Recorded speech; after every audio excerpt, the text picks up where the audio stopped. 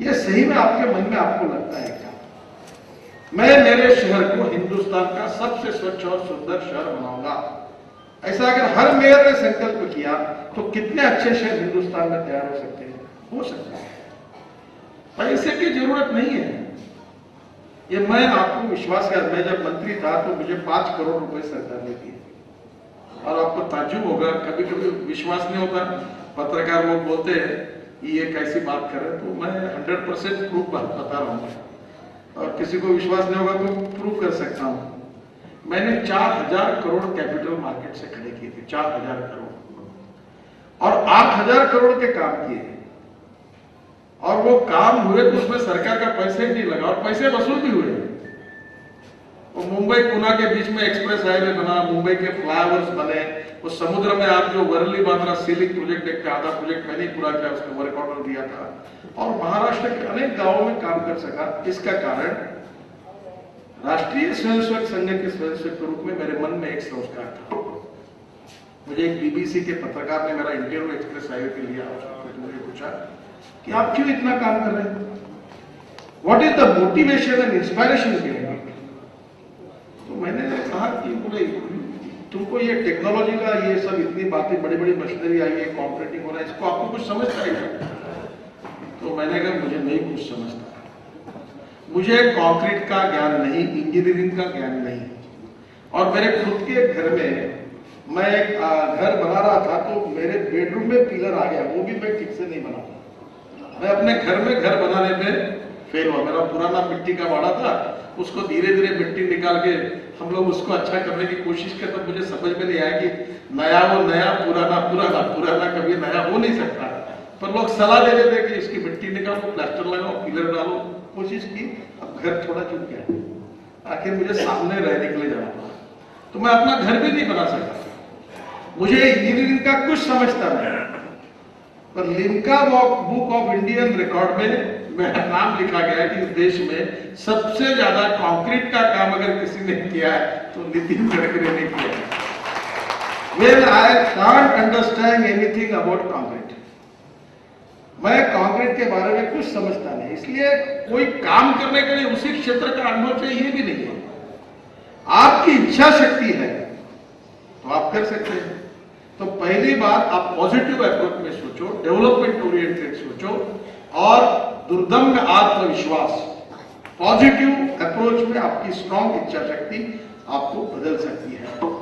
और इसलिए इस परिषद से प्रेरणा लेकर आपके गांव को, आपके शहर को मैं हिंदुस्तान का सबसे सुंदर शहर करूंगा, ये करिए। सिंपल बात है कि लखनऊ में क्या अच्छा हुआ वो देखिए, मुंबई में क्या अच्छा हुआ वो देखिए, और जो जितनी मेयर है किसने किसने क्या अच्छा काम किया वो देखिए। और अभी मैं हमारे प्रकोष्ठ के प्रमुख है उनको कहूंगा कि इस नगरी ये सूरज संकल्प की वेबसाइट खोलिए, और वेबसाइट में जितने जगह Bharatiya Janata party ruling party है उनके सबके काम लिखिए। और आजकल तो बहुत आसान है कि एक मेयर ईमेल करके दूसरे को पूछेगा आपने काम कैसे किया, वो ईमेल करके इनको भेज देगा, कोई खर्चा नहीं, पैसा नहीं, डिजाइन भी भेज देगा, कोई कठिन नहीं। इंफॉर्मेशन अगर एक तरफ भी आई तो क्यों नहीं हो सकता? और ये कैसा हो सकता है, जो काम ये कर सकते हैं वो कर सकते हैं, उसने क्या वो ये कर सकते हैं।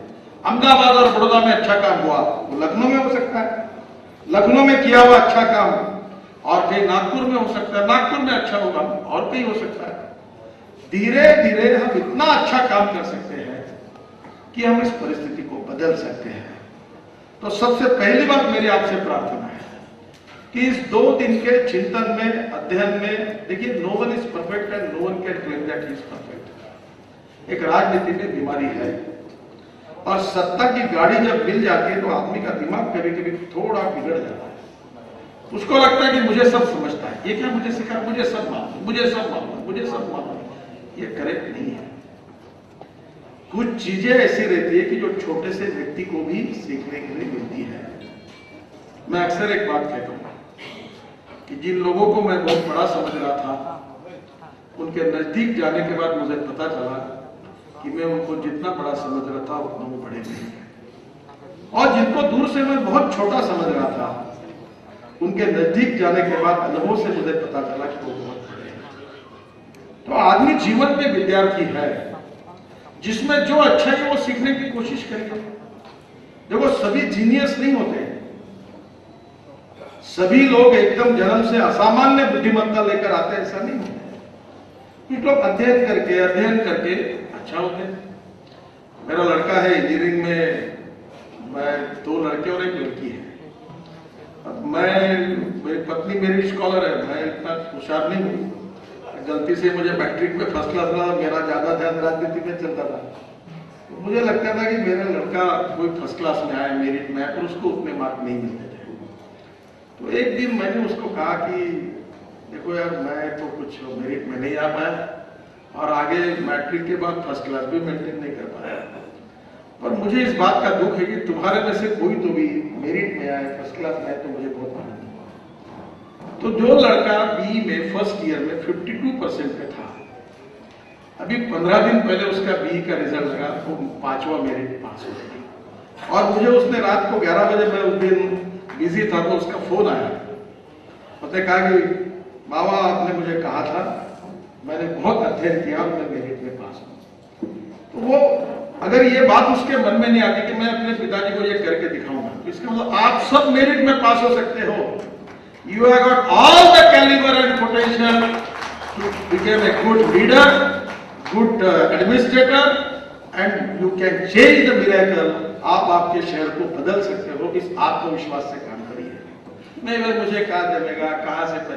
कुछ लोग ऐसे हैं अपनी पार्टी में भी बाहर देते, कैसे होगा जी, कौन देगा जी, नकारात्मक शुरुआत करते हैं।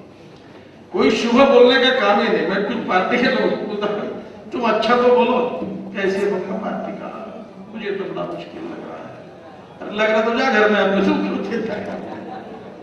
अगर ऐसा कह के नहीं चलेगा। मैं रिचर्ड निक्सन साहब का आत्मचरित्र मैंने पढ़ा था, अमेरिका के राष्ट्राध्यक्ष थे। जब वाटरगेट कांड हुआ तो वॉशिंगटन में उनको एक मोहल्ले में रहने के लिए जगह भी नहीं मिली। तो उस समय उन्होंने आत्मचरित्र लिखा था, उसका एक प्रसिद्ध वाक्य मुझे बड़ा अच्छा लगा। उन्होंने कहा, the man is not finished when he is defeated, but he is finished when he quits. आदमी कभी युद्ध में हारने के बाद समाप्त नहीं होता, पर जब वो युद्ध भूमि से भाग जाता है तब वो समाप्त होता है। अरे क्या बात है, लड़ेंगे और लड़कर जीतेंगे और ये करके दिखाएंगे। ये आत्मविश्वास का प्रभाव है। मन में, आजू बाजू के लोगों में नकारात्मक वातावरण को छोड़ दीजिए। अगर ये मेयर अच्छा काम कर सकता है तो मैं भी कर सकता हूँ, ये राज्य कर सकता है तो मैं भी कर सकता हूँ, इससे अच्छा करके मैं बताऊंगा। आपका जो दुर्दम्य आत्मविश्वास और पॉजिटिव अप्रोच जो है वो परिस्थिति को बदल सकता है। और इसलिए पहली मेरी आपसे प्रार्थना है कि यहाँ से पॉजिटिव अप्रोच में एक अच्छे कार्य की प्रेरणा लेकर आप यहाँ से जाइए। जहां तक आज की स्थिति है, वो बड़ी आर्थिक स्थिति में बहुत सी अड़चने हैं। हमारे देश में 47 में हमको स्वाधीनता मिली। मैं तो नेक्स्ट जनरेशन का हूं, और ये मिलने के बाद 47 में देश में 3 विचारों की चर्चा थी। एक समाजवाद था, एक साम्यवाद था और एक पूंजीवाद था। पंडित जवाहरलाल नेहरू बड़े नेता थे और उनके मन में रशियन मॉडल का बड़ा इंप्रेशन था। कुछ दिन पहले मैं रशिया में गया था और मैं लगातार बहुत विदेशों में जाता हूं और मैं सबको कहता हूं कि आप जाकर आइए। मैं जब पहली बार फॉरेन में गया तो मैंने बस स्टॉप के डिजाइन लेकर आया। तो मैंने सोचा कि ये बस स्टॉप जो है ये मेरे शहर में कैसे बनेंगे, ये अच्छे बस स्टॉप कैसे बन सकते हैं। तो कहीं ना कहीं जो अच्छा दिखता है उसको लेकर आना चाहिए। तो मैं आपको यही बता रहा था कि पंडित जवाहरलाल नेहरू जी के मन में उस समय रशिया का मॉडल था। तो रशिया का मॉडल साम्यवादी मॉडल था। तो सब चीजें सरकार ने शुरू की, चाहे कोई भी फैक्ट्री हो सरकार खोले, और एग्रीकल्चर को निगलेक्ट किया गया। गांव, गरीब, मजदूर, किसान, इसके ऊपर जो बजट की प्रायोरिटी होनी चाहिए उसके बजाय steel authority of India, power project, ये सब सरकार ने नहीं शुरू किया। होटल्स तक बनाया। अब सरकार का काम होटल बनाना नहीं था, पर बजट का जो पैसा था जो गरीबों के लिए आरक्षित था, उससे होटल बने, उसकी इंडस्ट्री बनी, सब बना। अब मुझे बताइए, जो प्रायोरिटी मिली उसके कारण गांव किसान उसको निग्लेक्ट करने के कारण अर्बनाइजेशन की प्रोसेस बड़ी फास्ट हो गई। गांधी जी एक समय कहते थे कि 50 से 85% आबादी गांव में रहती है और आज 15% शहरों में रहती है, ऐसा कहते थे। आज क्या स्थिति हुई? हमारे महाराष्ट्र में तो स्थिति ये हुई कि 50% अभी शहर और 50% गांव लगभग पहुंच गई और बड़े प्रमाण पर शहरों में माइग्रेशन हो रहा है। लोग आ रहे हैं गांव से, क्योंकि गांव में रोजगार नहीं, गांव में रोड नहीं, पीने का पानी नहीं मिलता, बिजली नहीं मिलती, किसान के जो उपज है उसको सही भाव नहीं मिलते, गरीबी, भूखमरी, बेरोजगारी से विवशता के कारण लोग शहरों की तरफ जा रहे हैं। मुंबई, दिल्ली, चेन्नई, बेंगलोर बढ़ रहे हैं। लोग शहरों में इसलिए आ रहे हैं कि हमने ग्रामीण इकोनॉमी की तरफ, एग्रीकल्चर इकोनॉमी की तरफ ध्यान नहीं दिया। अब ये विषय अलग है, पर आज वर्तमान स्थिति में इतने बड़े प्रमाण पर लोग शहर में आ रहे हैं, उसका क्या करें? क्या ये शहर में आकर कोई भी कहीं भी झोपड़ी खड़े कर देगा? क्या उसको घर नहीं मिल सकता? और क्या उसको पीने के लिए पानी नहीं मिल सकता? आखिर उसको किस प्रकार की व्यवस्था हम देंगे? Either you like it, may not like it. Ground reality है कि बड़े प्रमाण पर migration from rural area to urban area हो रहा है। अब यह होने के कारण आज हमारी जिम्मेदारी है, Bharatiya Janata party future perspective में इकोनॉमिक पॉलिसी में क्या सुधार करना है, हम अलग फ्रंट पर सोचेंगे। पर आज ग्राउंड रियलिटी यह है कि हमारे सामने बड़े प्रमाण पर एक समस्या खड़ी हुई है और इस समस्याओं को खड़े होते समय दो प्रश्न हमारे सामने खड़े हैं।